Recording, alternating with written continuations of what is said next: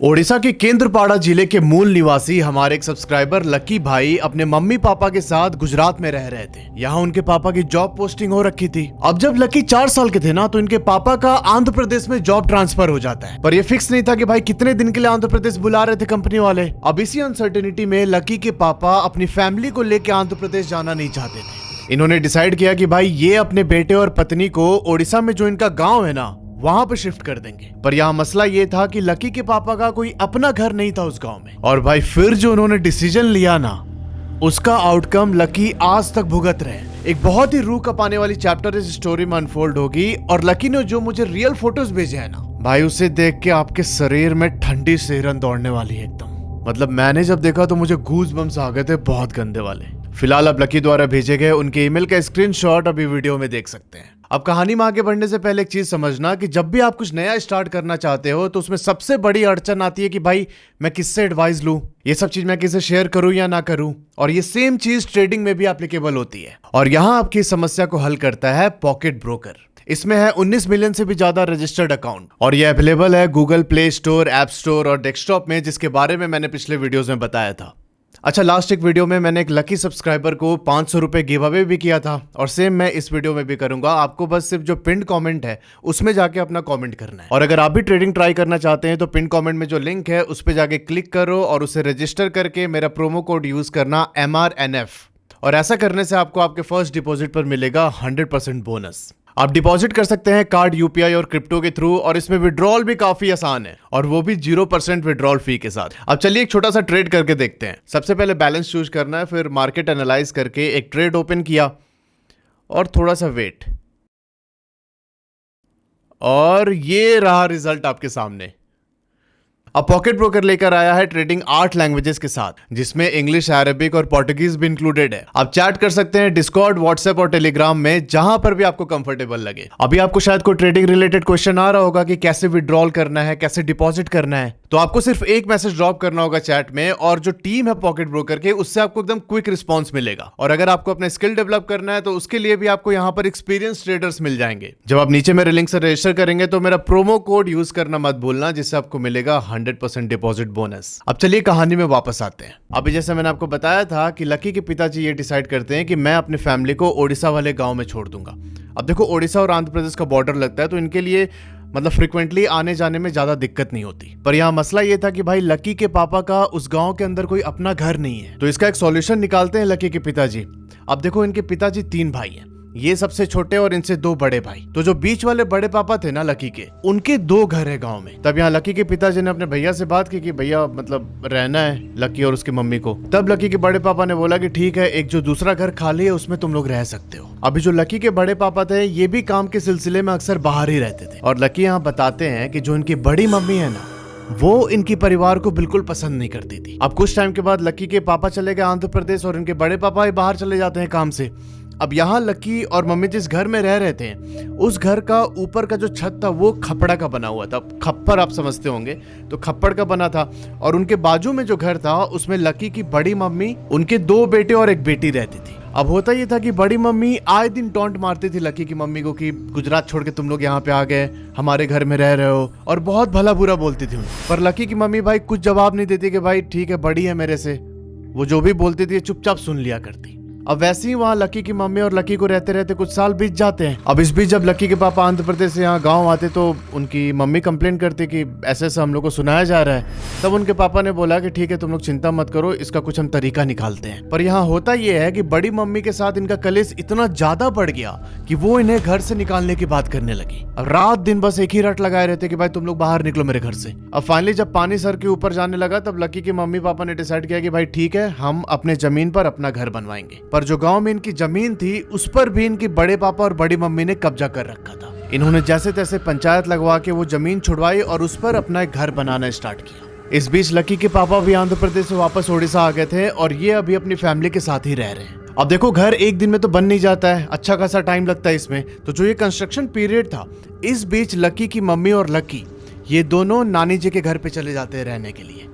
और जो लकी के पापा थे, इनकी पोस्टिंग ओडिशा के ही एक शहर में हो रखी थी, पास में था शहर।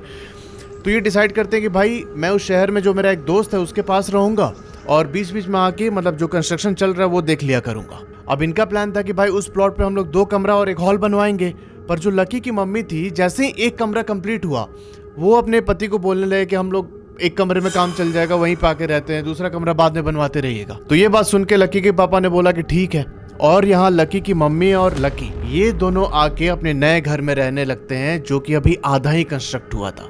ऊपर छत वगैरह पड़ गया था, मतलब इतना था कि एक कमरे में ये लोग ढंग से रह सके, दूसरा कमरा अभी पूरी तरीके से नहीं बना था। और इस बीच बारिश भी पड़ गई, तो लकी के पापा को यही ठीक लगा कि भाई ठीक है, तब तक आके ये लोग रहेंगे और जब बारिश खत्म हो जाएगी तब मैं आधा जो कंस्ट्रक्शन का काम बचा है वो सब करवा दूंगा। अब जब इनकी पत्नी और बच्चा नए घर में शिफ्ट हुए, तब जो लकी के पापा थे ये अपने जॉब पे वापस चले जाते हैं, क्योंकि जॉब तो उनके शहर में ही थी और गांव में अभी भी लकी और उनकी मम्मी को अकेले रहना था उस घर में। पर यहाँ होता ये है कि इनके इस घर में शिफ्ट होने के बाद ना, जो लकी की मम्मी थी उनकी तबीयत खराब रहने लगी।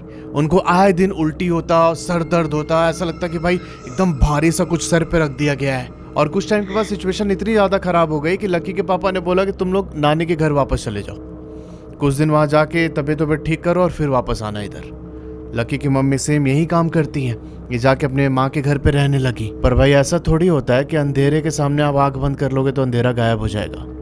अंधेरा तो अभी भी सामने ही है ना आपके। लकी लिखते हैं कि कुछ दिन नानी के घर रहने के बाद हम लोग वापस अपने नए घर में आ गए, और उस रात को जब हम सो रहे थे ना, तब अचानक से हमारे मेन गेट पे नॉक होता है। अब ये तो छोटे थे, पर इनकी मम्मी वो नॉक सुन के उठ जाती हैं, और ये जैसे ही जाती हैं उस दरवाजे की तरफ खोलने के लिए, भाई इनको सुनाई देता है कि लकी जिस कमरे में सो रहा है ना, उस कमरे से किसी के रोने की आवाज आ रही है। भाई एकदम भाग के जाती है अपने बेटे के पास, और जब वहां पहुंचे तो कोई भी नहीं था। इनको छत पे किसी के भागने की आवाज सुनाई देती है। ऐसा लग रहा था कि 3-4 हाथी पूरे छत पे कूद रहे थे। अब इनकी मम्मी को थोड़ा थोड़ा शक हुआ कि भाई इधर ना कुछ गड़बड़ है। ये अपने बेटे को पास में सुला के चुपचाप एकदम आंख बंद करके भगवान का नाम जाप करने लगती है। इनको लगा कि शायद मुसीबत टल गई, और थोड़ी देर के बाद जो छत से आवाज आ रही थी वो बंद हो गई, और ये नाम जाप बंद करके ऐसे एकदम सोने की कोशिश करती है। अब सुनो क्या होता है। और तभी इनको अपने बेड के नीचे से ना ऐसी आवाज आती है कि कोई भाई रो रहा है। लगातार ये सिसकी बढ़ते जा रही थी, और इस बीच लकी की भी नींद खुल गई। भाई उनकी मम्मी पूरा अपना सर ढक के लकी को गोद में लेके एकदम बस सोने की कोशिश कर रही है।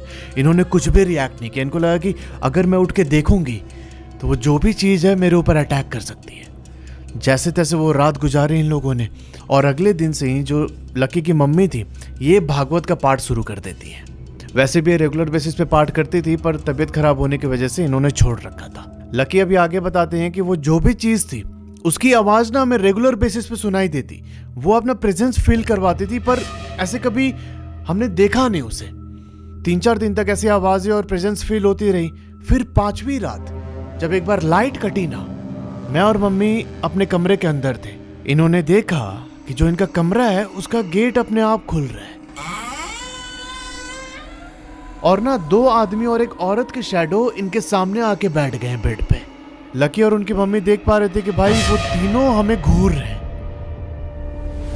ये दोनों यहाँ डर के मारे एकदम फ्रीज हो गए। इनका बस आई कांटेक्ट हो रहा था उससे, पर ये कुछ भी रिएक्ट नहीं कर रहे हैं। और लकी बताते हैं कि जैसी लाइट आई हमने देखा कि भाई वो शैडो ना सामने से डिसॉल्व हो गई, ऐसे एकदम धुआं बन के गायब हो गए हमारे सामने। अब इसके अगले दिन से ही लकी और उनकी मम्मी दोनों की तबीयत बहुत खराब होने लगी। जो इनके पापा पैसे भेजते हैं वो सब कुछ इनके दवाइयों में चले जाते हैं, और धीरे धीरे जो इनका बजट था खर्चे का वो भी पूरा गड़बड़ाने लगा था। अब ये दोनों इन सारी चीजों से इतने ज्यादा यूज्ड हो चुके थे कि इनको लगता था कि भाई ये तो बहुत नॉर्मल है, बस ऐसे ही हो रहा है। और ऐसे उस घर में रहते रहते इनको सालों निकल जाते हैं। लकी यहाँ अपना 12th का एग्जाम देते हैं, और इसके बाद अब इनको केंद्रपाड़ा के एक कॉलेज में इंजीनियरिंग में एडमिशन लेना था। अब जैसे मैंने बताया था कि इनकी फाइनेंशियल कंडीशन पूरी तरीके से गड़बड़ हो चुकी थी, तो लकी के पापा ने लोन लेके इनकी फीस भरी। अब इस टाइम पर लकी के पापा जॉब की वजह से ओडिशा के एक दूसरे सिटी में है। लकी केंद्रपाड़ा के इंजीनियरिंग कॉलेज में एडमिशन ले चुके हैं, जहां पर वो हॉस्टल में रह रहे हैं, और गाँव में इनकी मम्मी अभी अकेले उस घर में रहती है। अच्छा, अब इस टाइम जब लकी हॉस्टल में रह रहे थे, तो जब एक रात लकी डिनर करके अपने कमरे के अंदर आए सोने के लिए, तो जो उनका रूममेट था वो अभी एक अपने दूसरे दोस्त के कमरे में था। लकी लिखते हैं कि मैं ऐसे फोन स्क्रॉल करते करते आराम से आके अपने बेड पे लेट गया, और जैसे ही मैं लेटा मुझे ऐसा एहसास हुआ कि मेरे साथ साथ कोई और भी लेटा अभी मेरे बाजू में। ये एकदम ऐसे झटके से देखते हैं, पर वहां तो कोई भी नहीं था। इनको लगा कि शायद कोई वहम होगा और इन्होंने डिसाइड किया कि भाई मैं वॉशरूम में जाके मैं थोड़ा मुंह धो के आता हूँ। ये बेड से नीचे उतर के जाते हैं वॉशरूम के अंदर मुंह धोने, और जैसे इन्होंने मुंह धोया ना, तो इनको मिरर में अपने पीछे वो सेम एक परछाई दिखाई देती है जो एक टक बस लकी को घूरे जा रही थी। भाई एकदम ये डर के कमरे से बाहर निकलते हैं और ये सबसे पहले जाके अपने रूममेट को बुला के अंदर लाते हैं कि भाई मुझे ऐसा लग रहा है ना कि कमरे में कोई है। अब जो इनका रूममेट था ये लकी का मजाक उड़ाने लगे, भाई तो क्या बकवास कर रहा है, ऐसा कुछ भी नहीं होता ये सब। और ये दोनों उस रात आके वापस अपने अपने बेड पे सो गए, फिर उसके बाद कुछ नहीं हुआ। पर अब ऐसा होता कि लकी जब भी अकेले कॉलेज के हॉस्टल में से वॉक करते ना, तो इनको एहसास होता कि भाई इनके साथ साथ कोई चल रहा है। ये किसी भी टाइम अकेले फील नहीं कर पाते थे खुद को। अभी लकी को हॉस्टल में रहते हुए कोई 4-5 महीने बीत चुके थे। इस बीच कॉलेज की छुट्टियां पड़ी और लकी अपने गांव वापस आ जाते हैं। अभी बचपन से लेके अभी तक लकी का अपना एक फ्रेंड सर्कल बन रखा था गांव में, तो ये जब भी ऐसे गांव आते तो अपने दोस्तों के साथ ऐसे मतलब घूमने निकल जाते या फिर छोटी मोटी पार्टी किया करते थे। अब इस बार जब लकी गांव आए थे तो इन्होंने अपने दोस्तों के साथ मिलकर डिसाइड किया कि भाई कुछ पार्टी वार्टी का आयोजन किया जाए। तो ये लोग अपना खाने पीने का सामान लेके जो इनका खेत के अंदर अड्डा था वहां पे इकट्ठे होते। अब उस टाइम पर रात के करीब 9 बज रहे थे। लकी और उनके 4 दोस्त अपना बढ़िया नॉनवेज बना रहे हैं। अब लकी लिखते हैं कि उस रात पार्टी वार्टी करने के बाद जब हमने खाना खाया तो खाना खाते खाते रात के 1 बज चुके थे। अब उस पूरे ग्रुप में लकी ने ही सबसे पहले खाना खत्म किया था। अब खाने के बाद इनको जाके हाथ धोना था, पर जो हाथ धोने की जगह थी ना, वो उस पार्टी स्पॉट से थोड़ी दूर पे थी। एक ट्यूबवेल लगा था खेत के दूसरे कोने में, जहां जाके लकी को हाथ धोना था। जब अपने दोस्तों को बोलता है कि तुम लोग यहीं बैठो, मैं आता हूं हाथ धो के। और यहां लकी उस जगह से चल के पहुंचता है ट्यूबवेल के पास। अब जहां ट्यूबवेल लगा है ना, उसके पीछे बांस के जंगल थे। अब जब लकी यहां हाथ धो रहा है तो इसकी नजर ना अचानक से उस बांस के जंगल की ओर पड़ गई। लकी को इस समय ऐसा फील हो रहा था कि शायद उस बांस के बीच से ना मुझे कोई देख रहा है। पर इन्होंने इस डर को अपने ऊपर हावी नहीं होने दिया। ये चुपचाप अपना हाथ धोने में बिजी हो जाते हैं और कुछ ही टाइम बाद इनको सुनाई देता है कि हमें नहीं बुलाया खाने को, अकेले अकेले खा लिए। अब ये लाइन सुन के लकी एकदम कांप गया अंदर से। इसने अपने दोस्तों की तरफ देखा जो काफी दूरी पर थे, और फिर ये दोबारा बांस की जंगल की ओर देखता, और ये आवाज लकी के पास जो सबसे पहला बांस का पेड़ था वहां से आ रही थी। भाई ये तुरंत भाग के अपने दोस्तों के पास पहुंचता है। लकी बताते हैं कि ये बात मैंने अपने दोस्तों को नहीं बताई। हम लोगों ने फटाफट पार्टी रैप अप किया और अपने अपने घर चले गए। उस रात तो उसके बाद कुछ नहीं हुआ लकी के साथ, पर नेक्स्ट डे से इनको ना 3-4 परछाई ऐसे रेगुलर बेसिस पे दिखाई देने लगे। कभी जब ये गांव के जंगल के पास से गुजरते तो इनको वो परछाई रोड के साइड पर खड़ा हुआ दिखाई देता। कभी कभार घर की सीलिंग पे लटके हुए रहते वो लोग। और अब 3 दिन के बाद ये सिचुएशन इतनी ज्यादा खराब हो गई कि बीच रात लकी ऐसे उठ जाते और ना घर के बाहर निकल के भागने लगते, ऐसे चिल्लाते हुए कि मुझे मत मारो, मुझे मत मारो, छोड़ दो मुझे। अब लकी की आवाज सुनकर उनकी मम्मी भी पीछे पीछे भागती, और जैसे ही लकी को पकड़ती ना, लकी वहीं बेहोश हो जाते। अब जब ये चीजें बहुत ज्यादा होने लगी तब लकी के मम्मी इनको एक मौलवी के पास लेके जाती हैं। उन्होंने इन्हें तावीज दिया और थोड़ा बहुत ठीक करने की कोशिश की। लकी बताते हैं कि उस समय मैं थोड़ा नॉर्मल तो हो गया, पर उस मौलवी ने साफ साफ बोल रखा था कि जो वो एंटिटीज हैं उनकी नजर हमेशा ही तुम्हारे ऊपर रहेगी। पर चूंकि अब पहले से चीजें नॉर्मल होने लगी थी तो लकी की मम्मी ने सोचा कि ठीक है, बाद में किसी बड़े तांत्रिक से इनको दिखाएंगे। अच्छा, ये चीजें हो रही थी अभी लॉकडाउन के बीच। लकी बताते हैं कि धीरे धीरे टाइम ऐसे ही कट रहा था और अभी लॉकडाउन को खुले हुए 6 महीने बीत चुके थे। अब इस बीच जब लकी कॉलेज में दोबारा वापस गए तब इन्होंने डिसाइड किया कि भाई मैं ना हॉस्टल में नहीं रहूंगा, और इन्होंने कॉलेज के पास एक कमरा रेंट कर लिया अपने 3 दोस्तों के साथ। अभी उस कमरे में रहते रहते लकी को 5 महीने बीते थे और इस बीच ना उनकी तबीयत बहुत ज्यादा खराब हो गई। मतलब सिचुएशन इतनी क्रिटिकल हो गई कि इनको अपने घर वापस जाना पड़ा। फिर इनके घर वाले इनको डॉक्टर के पास लेके जाते हैं। डॉक्टर ने कुछ ब्लड टेस्ट वगैरह कराया और उसमें इनको पता चलता है कि भाई लकी की दोनों किडनी खराब हो चुकी है। लकी बताते कि अब ये सुन के मेरे मम्मी पापा एकदम फूट फूट के रोने लगे। डॉक्टर से कहने पे इसका डायलिसिस स्टार्ट होता है और हफ्ते में 3 दिन लकी को डायलिसिस के लिए जाना होता। अब ये पूरा डायलिसिस का प्रोसेस लकी अपने नानी के घर पे रह के कर रहे थे और इसी दौरान जो उनकी नानी थी उनकी भी कैंसर से डेथ हो जाती है। एक तरीके से पूरा मुसीबत का पहाड़ टूट पड़ा था लकी और उनके फैमिली के ऊपर। अब यहाँ पूरा डायलिसिस का ट्रीटमेंट और सब कुछ इतना महंगा पड़ रहा था कि लकी के फैमिली उसे अफोर्ड नहीं कर पा रही थी। अब इन सारी चीजों से हार थक के इनकी मम्मी ने आखिरी कदम उठाया। लकी बताते हैं कि इनको उधर एक प्रथा चलती है जिसके अनुसार लकी की मम्मी ने ना लकी को महादेव को बेच दिया। महादेव को बेचना मतलब इन्होंने लकी को एक गुरु के हवाले कर दिया। इस दौरान लकी को एकदम बाल ब्रह्मचारी बन के रहना पड़ता, गुरु की सेवा करनी पड़ती और यहाँ कंडीशन ये थी कि भाई जब वो पूरी तरीके से ठीक हो जाएगा तब इसके मम्मी पापा जाके लकी को वापस अपने घर ला सकते हैं। अब जितनी मैंने आज तक कहानियां पढ़ी हैं इसमें मैं ये पहली बार ऐसा कुछ सुन रहा हूँ। अगर आपको भी इसके बारे में कुछ पता है तो जरूर कॉमेंट सेक्शन में थोड़ा डिटेल में बताइएगा ताकि हमारे बाकी व्यूवर्स को भी इसके बारे में जानकारी हो। अब भाई यहाँ लकी के मम्मी पापा इसके ठीक होने का वेट करने लगे कि भाई जब ये ठीक हो जाएगा तब ये जाके गुरुजी से लकी को वापस मांगेंगी और उसके बाद ही इसकी शादी वादी कराई जाएगी। लकी यहाँ लिखते हैं कि अभी मेरे को गुरुजी के साथ रहते रहते 1 साल बीत चुका था। अब 1 साल तक गुरुजी के साथ रहने के बाद लकी को थोड़ी अपनी घर की याद आने लगी। तब गुरुजी बोलते हैं कि ठीक है जाओ अपने घर वालों से मतलब मिल के वापस आ जाना। गर्मी का समय था, लकी अपने डायलिसिस करा के घर आ रहे थे। अब यहाँ आश्रम से गांव आने के लिए लकी ने एक बस लिया। वो बस इनके गांव के बस स्टैंड पर रुकती है और वहां से जो इनका घर था वो 1 किलोमीटर दूर था। लकी यहाँ बस स्टैंड की जो शेड थी उसके नीचे खड़े थे और इन्होंने अपने मामा को कॉल किया कि मामा आप मुझे लेने आ जाइए, मैं यहाँ बस स्टैंड के नीचे खड़ा हूँ। अब जब लकी वहाँ खड़े होकर मामा जी के आने का वेट कर रहे थे तभी ये देखते हैं कि भाई इनके पास ना एक बाबा आए अभी चल के। वो एकदम बूढ़े से थे, उनके हाथ में त्रिशूल था, पूरी जटाएं थी और सर पे ऐसे रुद्राक्ष लपेटा हुआ था। वो आके लकी के पास खड़े हुए तो लकी उनको एक नज़र देखता है और ना इसके शरीर में एकदम जान नहीं बची थी, बहुत कमज़ोर सा फील कर रहा था।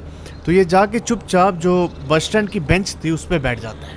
अब थोड़े टाइम के बाद वो बाबा चल के लकी के पास आए और बोलते हैं कि तेरी तबीयत ख़राब है ना। लकी ने बोला कि हाँ मतलब दोनों किडनी मेरा ख़राब है। तब वो बाबा बोलते हैं कि मुझे पता है और ना तुझे मारने के लिए तेरे ऊपर तंत्र क्रिया कराया गया है। तेरे घर के किसी हिस्से में अस्थि गड़ी हुई है, जल्दी से जल्दी उसको निकाल और घर खाली कर दे, उस घर में रहना नहीं है तुम लोगों को। अब इतना बोलने के बाद वो साधु बाबा लकी के पास आके बैठ जाते हैं। अब कुछ टाइम वेट करने के बाद लकी के मामा जी भी आ गए। ये उनके पास जाता है और मामा जी उसको बाइक पे बैठाते, बोलते हैं कि चल। अब जैसे ही लकी बाइक पे बैठा ना ये दोबारा पीछे मुड़ के देखता है उस बाबा की तरफ, पर भाई वहां कोई भी नहीं था। बाबा कहाँ गए किधर से आए कुछ अता पता नहीं। अभी लकी घर पहुंच के सारी बात अपने मम्मी पापा को बताता है तो उसके पापा ने बोला कि कहाँ गड़ा है अस्थि। लकी बोलता है अब ये तो हमको नहीं पता है, बस बाबा इतना ही बोले कि अस्थि गड़ा हुआ है घर के अंदर, हटा दो उसको। अब यहाँ लकी के पापा ने अपने कुछ रिलेटिव से भी पूछा कि आपको कुछ पता है क्या अस्थि के बारे में, पर किसी को कोई अता पता नहीं था, किसी ने कोई हिंट नहीं दिया। तब लकी के पापा को लगा कि यार मे भी ऐसे ही रैंडम आके बाबा ने कुछ बोल दिया होगा पैसे वैसे के लिए, तो इन्होंने उस बात को टाल दिया। अब ऐसे उस घर में रहते रहते इनको 2 साल और निकल जाते हैं। तबीयत सुधरने का नाम नहीं ले रही थी। अब इस बीच ना लकी एक बहुत ही इंटरेस्टिंग कैरेक्टर इंट्रोड्यूस करते हैं अपने इस स्टोरी में। वो बताते हैं कि गुजरात में इनकी बुआ रहती थी और जो बुआ की बेटी है ना उनके ऊपर काली माता आया करती है। उनकी बेटी उस स्टेट में जो भी सपना देखती रात को वो ना सच हो जाता। अब इसी दौरान होता ये है कि रात को बुआ की बेटी को सपना आता है कि भाई जो लकी का घर है गांव वाला, उस घर की चौखट पे एक औरत आके बैठी है और वो औरत बुआ की बेटी से बोल रही है सपने में ही कि इनके लड़के का तबीयत कभी ठीक नहीं होगा, इसको मारने के लिए तंत्र क्रिया कराया गया है, वो अस्थि घर में ही दफन है, उसको ढूंढो, कुछ भी करके ढूंढो, उसको निकालना बहुत जरूरी है। अब जैसे ही सपना आया भाई उठ के बैठ जाती है एकदम। उस समय रात के करीब 1:30 बज रहे थे। इन्होंने सोचा कि भाई अभी मैं क्या बताऊं, कल सुबह बताऊंगी, अभी तो सब लोग सो रहे होंगे। पर जब सुबह हुई ना तो लकी की बुआ की जो बेटी थी वो अपने सपने के बारे में भूल जाती है। मतलब सपना तो याद था पर ये बताना भूल गई लकी के पेरेंट्स को। अब उसी शाम को जो बुआ की बेटी थी ये अपने बेड पे बैठ के टीवी देख रही है और अचानक से जो उनके किचन का बर्तन था वो सारे बर्तन बजने लगे अपने आप। किचन का टैप भी चालू हो गया और जो वॉशिंग मशीन था इनका वो खुद से चलने लगा। भाई ये सब देख के बुआ की बेटी डर जाती है एकदम और तभी इनको याद आया कि भाई कल तो मैंने वो सपना देखा था, उसके बारे में मैंने बताया नहीं अभी तक। इन्होंने उसी वक्त लकी के पापा को कॉल करके सारी बात बताई सपने वाली, और जैसे ही उन्होंने कॉल कंप्लीट की, वो जो चीजें इनके घर में हो रही थी ना, वो शांत हो जाती एकदम। और भाई मैं इस चीज के बारे में गारंटी से बोल सकता हूँ कि किसी किसी पे ऐसे माता आती हैं, किसी किसी को सिद्धि प्राप्त होती है कि भाई उनको ना चीजें दिख जाती हैं। मतलब मेरे घर में भी एक ऐसे सिद्ध हैं जिनको चीजें दिखने लगती हैं, तो ये चीजें एग्जिस्ट करती हैं, इससे कोई डिनाई नहीं है। अब एक चीज समझना कि लकी जब से आश्रम से वापस आए हैं तब से ये अपने नानी के घर पे ही रह रहे हैं। लकी अपने मामा और मम्मी को बताते ही ये बात, तब इन्होंने उस टाइम पर एक तांत्रिक ढूंढने की कोशिश की, पर ना इनको कोई ढंग का तांत्रिक मिल नहीं रहा था। अब इस बीच होता क्या है कि लकी की तबीयत और ज्यादा बिगड़ने लगी। ये मैक्सिमम टाइम आईसीयू में रहने लगे, इनकी लगातार डायलिसिस चल रही थी। अब इनकी पूरी फैमिली लकी के ऐसे खराब हेल्थ में इतनी ज्यादा इन्वॉल्व हो गई कि ये लोग तांत्रिक वाली बात भूल ही गए एकदम। अब कुछ टाइम नानी के घर से इलाज कराने के बाद लकी के पापा बोलते हैं कि एक काम करो, तुम लोग ना गांव वापस आ जाओ, वहां पे ऐसे रहना ठीक नहीं है। झूठमुठ का जो मामा है वो भी परेशान हो रहे हैं। और यहाँ लकी और उनकी मम्मी वापस गांव वाले घर में आके रहने लगे। इन्होंने अभी वहां रहने से पहले एक छोटी मोटी पूजा करवाई थी, जिससे जो भी चीजें वो थोड़ी शांत हो जाए। अब लकी बताते हैं कि ऐसे उस घर में रहते रहते मुझे 2.5 महीने बीत गए, और फिर एक रात जब मैं सो रहा था ना, तो मुझे एक सपना आता है। उस सपने में एक बूढ़ी औरत, एक करीब 6-7 साल का बच्चा और एक 25-26 साल की लड़की थी। वो तीनों इसके कमरे के गेट के पास खड़े हो गए और खड़े होके वहां से बोल रहे लकी को कि हम तुझे अपने साथ लेके जाएंगे, चल तैयार हो जा, हमारे साथ चल चल चल, यहां तेरा अब कोई काम नहीं है। और भाई वो सपना इतना डरावना था कि लकी बीच नींद से उठ के अपनी मम्मी को यह बात बताते हैं। तब इनकी मम्मी ने बोला कि भाई इससे पहले कि सिचुएशन खराब हो जाए, ये लोग लकी को खो दे हमेशा के लिए, ये मामा जी के साथ मिलके फाइनली एक तांत्रिक ढूंढती है। वो तांत्रिक इनके घर पे आए और बोले कि तुम लोग अपने ग्राम देवी के नाम का एक मिट्टी उठा के लाओ घर के किसी कोने से। अब जब वो मिट्टी ला के इनको दिया गया तो तांत्रिक ने उस मिट्टी को एक गिलास पानी के अंदर डाला, और जैसे ही मिट्टी उस पानी के अंदर गया ना भाई, वो पूरा पानी एकदम खून जैसा लाल हो जाता है और उससे बहुत गंदी बदबू आने लगी। इसके बाद उस तांत्रिक ने एक सादा कागज उस पानी के अंदर डुबाया, और फिर जब थोड़ी देर बाद निकाला तो जैसे फोटो का नेगेटिव होता है ना, उस तरीके से उस पे परछाई दिखने लगी। उसमें एक आदमी एक औरत की परछाई साफ साफ दिख रही थी। और ये देख के तांत्रिक अपना सामान लपेट के वहां से चले जाते हैं, तो बोलते हैं कि मैं अगले दिन आऊंगा। अब इसके बाद अगले दिन अपनी क्रिया का सारा सामान लेके तांत्रिक दोबारा घर पहुंचते हैं, और इन्होंने पता लगाने की कोशिश की कि भाई वो जो अस्थि है वो घर के किस कोने में दफन की गई है। और फाइनली इनको वो स्पॉट मिलता है जहां अस्थि दबी थी। इन्होंने वहां खुदाई चालू की, और खुदाई में जो निकला उसकी रियल इमेज अभी आपके सामने है। अब भाई ये देखो किस लेवल का तंत्र किया गया था। तांत्रिक बताते हैं कि ये कोई और नहीं बल्कि आपके बड़े पापा और बड़ी मम्मी ने करवाया है। जब आपका घर बन रहा था ना, तब आप लोग तो मतलब लकी की मम्मी और लकी ये दोनों नानी के घर रहते थे, इनके पापा भी अपने दोस्त के घर रहते थे। तो रात को जब इनके पापा इधर नहीं रहते घर के कंस्ट्रक्शन साइट पे, तब एक रात लकी की बड़ी मम्मी ये अस्थि ला के इनके घर के चौखट के अंदर दफना दिया। और अभी लकी ने एक और फोटो भेजी अपने घर की, तो देखोगे आपकी एक रूम है, उसके बाजू में दूसरा रूम है, और जो वो अस्थि है वो ना जस्ट रूम के सामने जो हॉल है उसी के नीचे दफनाई गई थी। तो जब भी ये लोग कमरे से बाहर निकलते या फिर अंदर जाते तो उस अस्थि के ऊपर चल के आना जाना होता, और इसी वजह से जो वो आत्माएं थी वो एकदम एक्टिव हो गई, और वो लकी और उनके पापा को अपने साथ लेके जाना चाहती थी। ये सब कुछ बस इन दोनों को मारने के लिए कराया गया था। इसके बाद फिर लकी ने वो साधु बाबा वाली बात भी बताई कि भाई वैसे बस स्टॉप पे मुझे मिले थे। तब वो तांत्रिक बोलते हैं कि वो कोई और नहीं बल्कि महादेव ही थे। उस तांत्रिक ने वहां पूजा की और बोला कि इस घर में आपको नहीं रहना है, इसको जल्दी जल्दी खाली कीजिए। अब लकी बताते हैं कि इसके 1 सप्ताह के बाद ही हमने वो घर खाली कर दिया, और इसके साथ ही हमने अपने बड़े पापा से अपने सारे रिश्ते तोड़ दिए। लकी आगे लिखते हैं कि अभी मेरी डायलिसिस चल रही है, पर मेरा हेल्थ पहले से बहुत बेहतर है। जहां मेरे जीने की 1% भी उम्मीद नहीं थी, वहां महादेव की कृपा से मैं अभी मतलब ठीक ठाक काम कर रहा हूँ। तो यार ये थी पूरी स्टोरी लकी और उनके फैमिली की।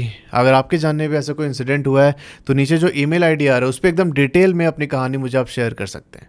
मिलते हैं आपसे अगले वीडियो में, तब तक के लिए अपना ध्यान रखो और हर हर महादेव।